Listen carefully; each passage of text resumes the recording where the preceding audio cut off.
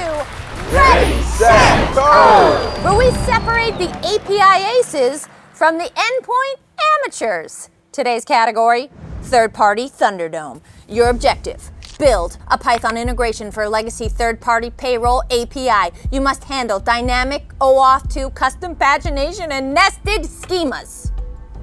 Ready, set, code! OAuth 2 refresh, check. Wait, invalid client. The pagination's stuck. These are the same 50 records. What type of field is this?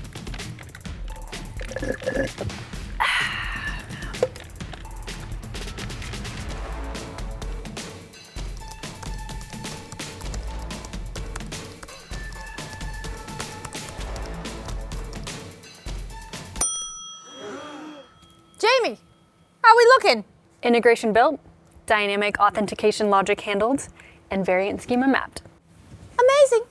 And she didn't even need the API documentation. We got ourselves a new champion, folks. See you next time right here on Ready,